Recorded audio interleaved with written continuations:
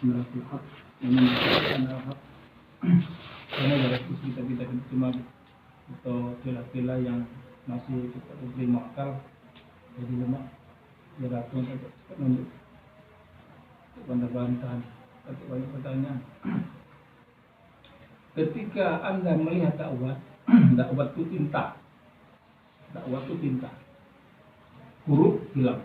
Jadi ketika kita melihat dakwah, ketika kita melihat tinta, huruf hilang. Jadi kalau kita menulis huruf A misalnya, yang kita jingat itu tintanya, jadi huruf A itu hilang.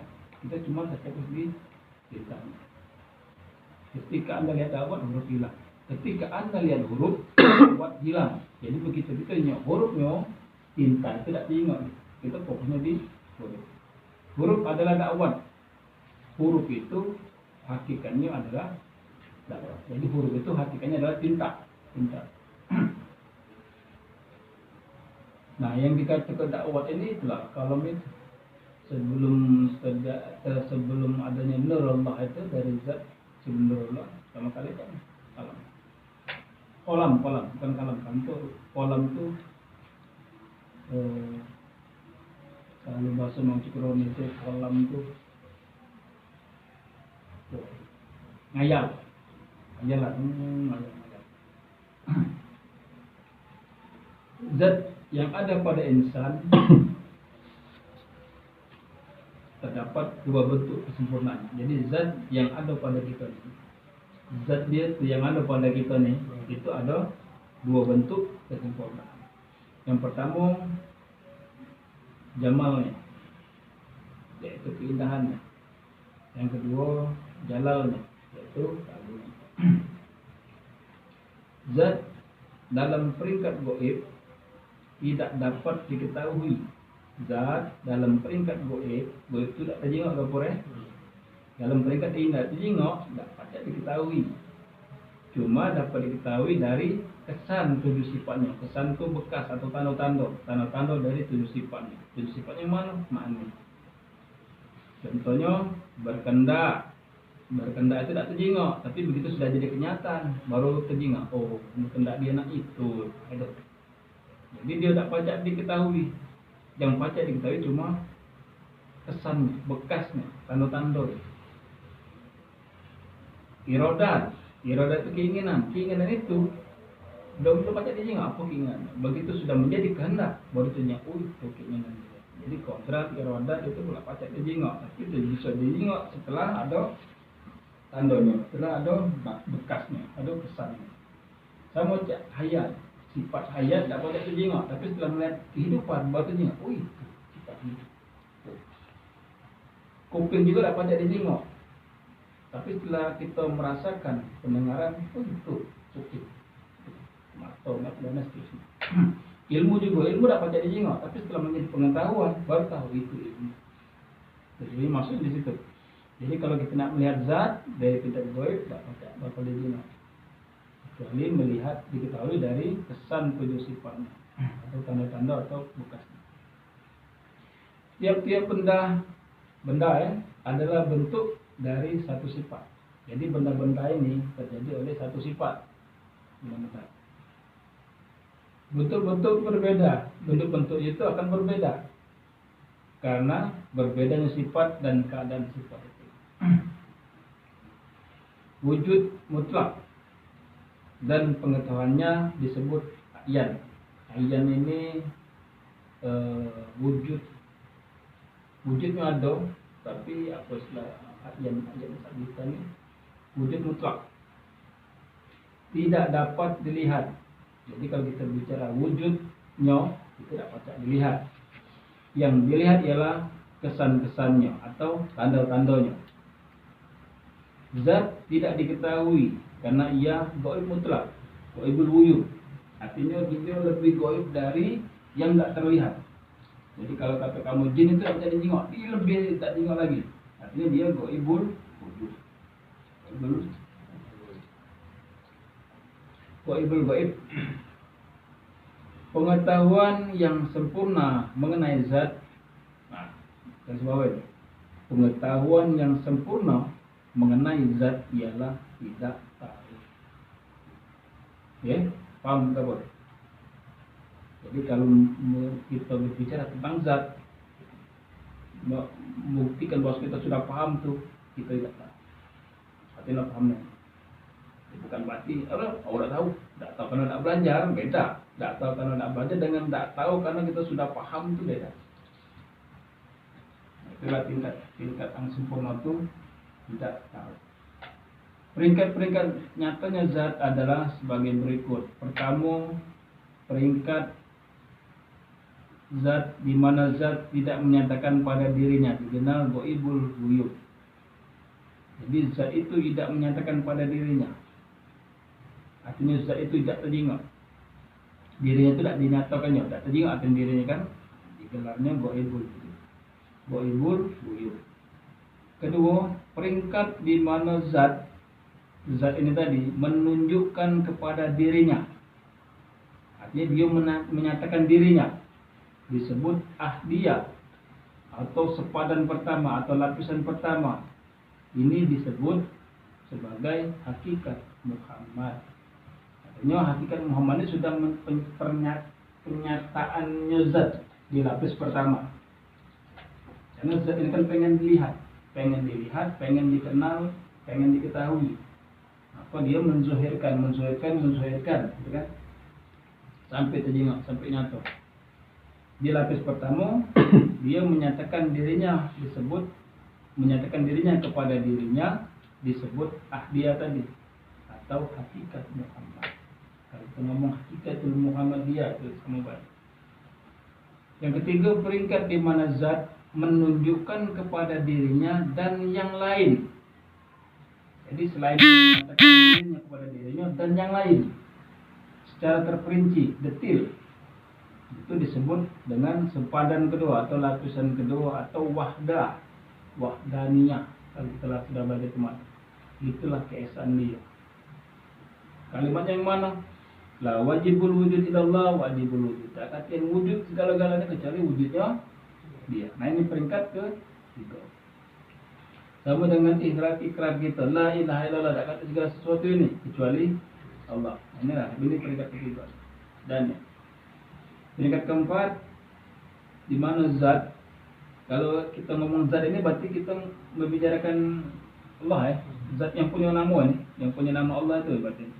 Peringkat di mana zat menunjukkan kepada dirinya dan yang lain secara terperinci, tetapi cuma di dalam ilmunya, di dalam ilmunya. Itu disebut dengan hakikatul insan atau kalau bahasanya hakikat kemanusiaan lah. Atau nafas suci. Bermaksud sudah peringkat keempat. Di peringkat kelima, di mana zat menunjukkan secara terperinci, tapi dia keluar. Kalau tadi kan dia ke dalam, jadinya hakikat insan, nafas suci, dia masuk, gitu dia, masuk, itulah dia menjelajah negeri Muhammad.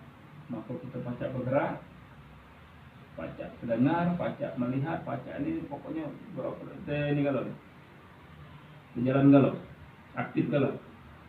Itu hakikat insan. Begitu dia keluar di peringkat kelima ini, dia menyatakan dirinya ke diri, menunjukkan secara terperinci, tapi keluar.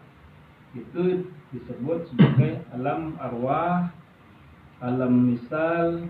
Alam misal ini alam di antara alam nyata dengan alam gaib. Itu alam misal namanya. Dan alam ajsam. Kemudian dia yang gaib menjadi aku, menzahirkan dirinya. Apa maksudnya ini? Dia. Itu artinya yang punya nama Allah. Kalau ini dia tidak tergantung dengan sifat. Ya kan? Kalau akbar besar, tergantung dengan sifat itu. Barahim tergantung dengan sifat. Tapi kalau itu tidak tergantung dengan sifat. Ini menyatakan dia yang punya nama. Allah itu yang punya nama Allah itu ini, kan? Yang gaib tidak terlihat menjadi aku, menjadi kita ini untuk menzahirkan dirinya. Paham tak? Ini kalimat penting ya. Kalau salah tafsir ya salah.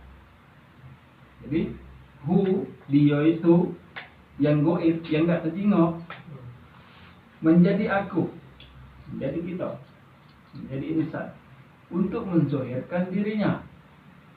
Ya, panjang paham tak? Paham tak? Ya. Jadi ngapa aku cerita kono ya? Aku tidak. Nah itu kalau pemikiran orang Arab. Saya itu banyak dijengok wong, kita kasar. Nangkap aku jadi kau, aku jadi kasar.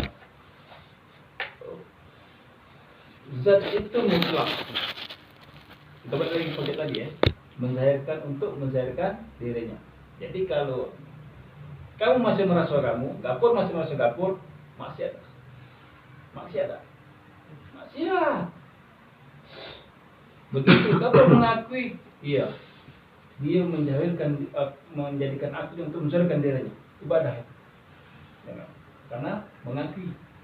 Tapi kalau seperti nanti ini Gapur mengaku-ngakui kan nilainya maksiat. Jadi kau tu lapor ibadah masih ibadah maksiat. Biasa tertipu dengan amal-amal tapi maksiat dalam benar.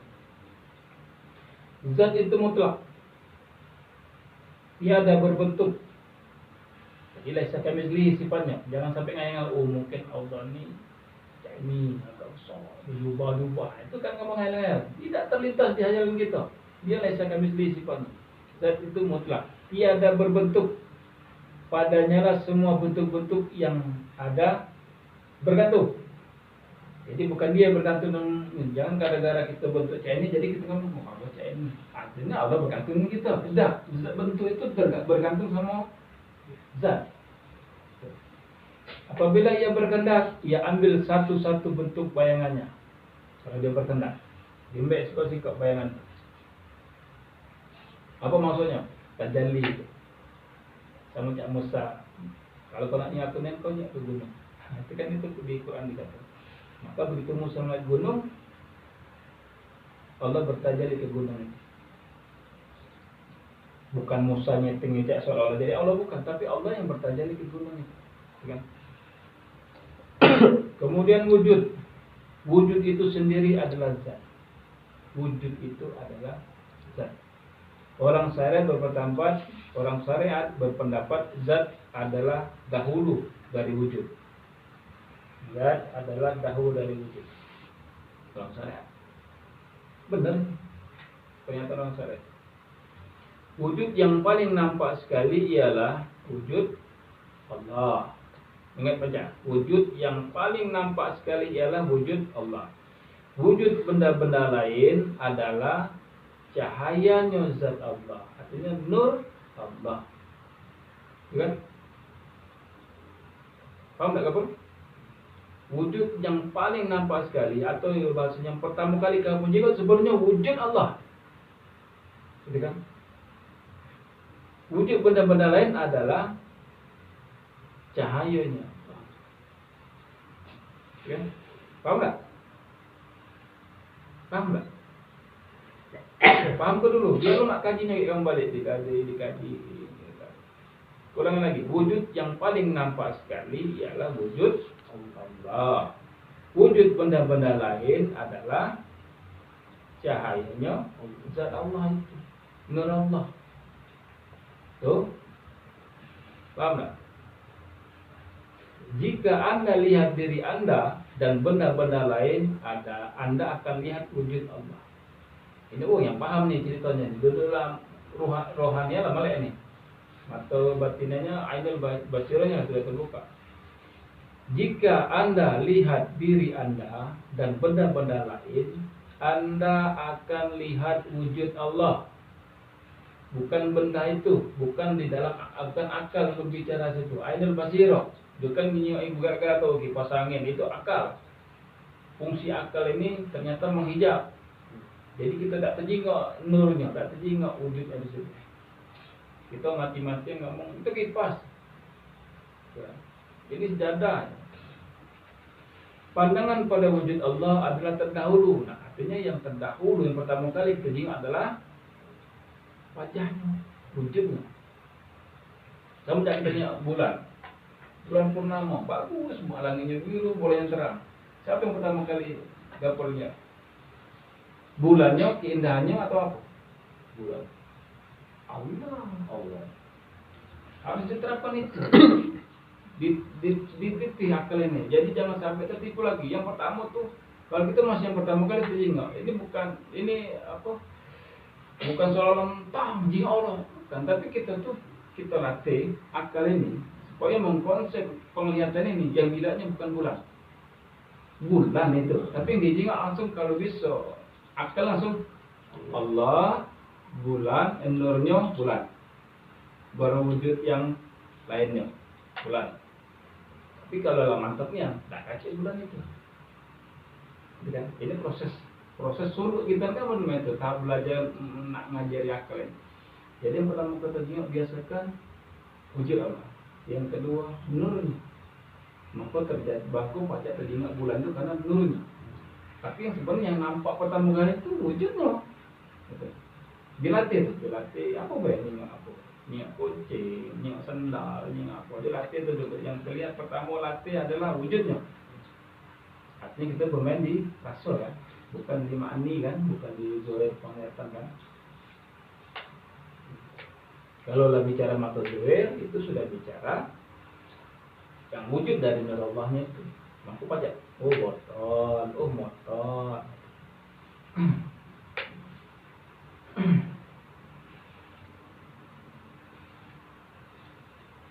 Pandangan pada wujud Allah adalah terdahulu daripada pandangan terhadap diri Anda. Jadi kita mengkaji ke diri yang kita jingok sekarang, kita latihlah mulai sekarang yang kita jingok ini, inilah wujud. Begitu kita terjingok di ini, inilah nurnya. Hingga terjadilah terjingok di tangan, jingok di sarung. Itu wujud. Zat, wujud, kemudian sifat. Sifat yang melahirkan dunia adalah sifat, bukan zat. Oke? Yang melahirkan dunia adalah sifat, bukan zat.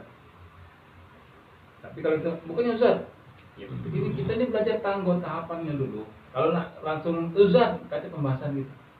Artinya dari zat itu ke sifat dulu, maka dari sifat ini turun melahirkan, menzohirkan dunia-dunia ini, nyata-nyata nih, nanti dulu kita di sini. Ini sifat galau nih. Kehidupan di dunia ialah kesannya sifat hayat atau hidup.